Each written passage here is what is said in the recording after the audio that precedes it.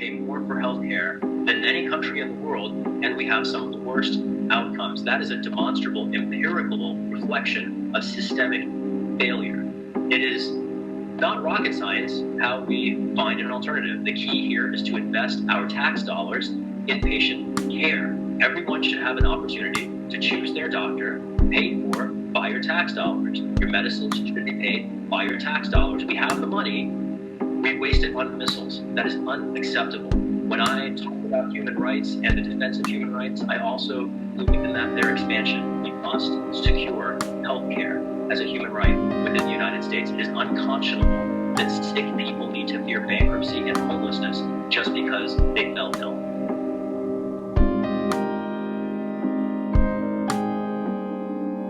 I'm an immigrant to the United States, and I'm proud of it.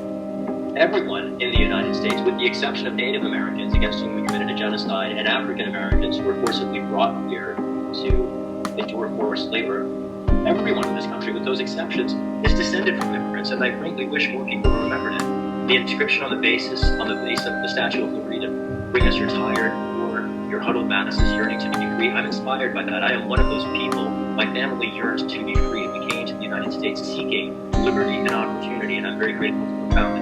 I'm very disturbed to see those values threatened and the inclusionary values that have long defined this country called into question by the demagoguery not just of Republicans, but the failure of centrist Democrats to show up for immigrant rights. There have been proposals for comprehensive immigration reform that rely on an enforcement-first paradigm that I categorically reject. I don't want to see interior surveillance net built on the back of immigrants being used as political punching bags. I want to see our nation stand up for our own commitments that we not only have put in writing, but we have engraved in stone. The two DHS immigration enforcement agencies, ICE and CBP, are rogue agencies. These are agencies that respect the legal limit, and they increasingly disrespect and violate civilian oversight. We know that ICE has created 3 new detention centers in spite of congressional restrictions, and we also know that these agencies are violating the law every day. Asylum is an international human right. Every migrant seeking asylum has a legal right to enter the country, and agencies deny that right. They are detaining people in conditions that are unfit, that violate the international human rights commitments to which our nation has agreed, that are the law of the land. And I learned from human rights advocates when visiting a pair of detention facilities outside San Diego very recently that the changes in ICE and CBP policy predated President Trump's inauguration.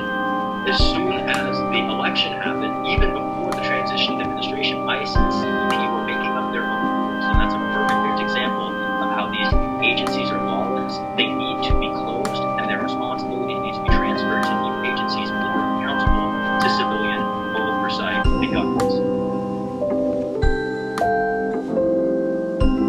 I've been warning about the rise of fascism in the United States for 20 years, and over that entire time, my liberal and centrist friends would say to me, yeah, we might have impunity for torture, we might have unapologetic profiling, we might have detention without trial, or even people being killed without charges or trials, but we don't have concentration camps. And unfortunately, that defense rings hollow now that we do have concentration camps. And the fact that Speaker Pelosi gave this criminal administration $4 billion to create these detention centers without any protections for human rights effectively throws under the bus not only the asylum who are fleeing in many cases climate crisis, but it also throws under the bus the international human rights principles that we fought a world war to establish in the first place. I'm very deeply committed to international human rights. I'm very deeply committed to restoring the rights to asylum. I'm very deeply committed to resisting this criminal administration for real. If the Speaker of the House won't do it, I'm very happy to replace him.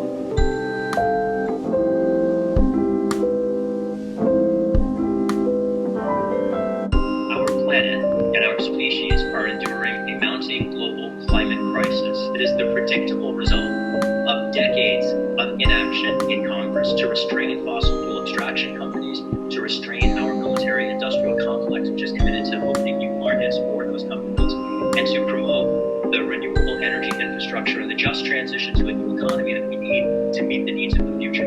I'm very eager to support the Green New Deal, to flesh out what it means in practice, to keep it in the ground, and to defend the rights of future generations.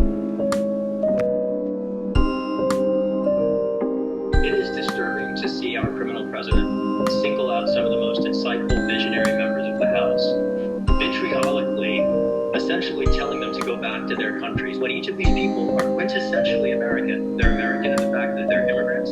They're American in the fact that they're standing up for basic American values, decency at this time of kleptocracy run amok. And I'm even more disturbed to see the Speaker of the House, the head of the Democratic Party, enabling it. She should be showing solidarity with the progressives in the House instead of throwing them under the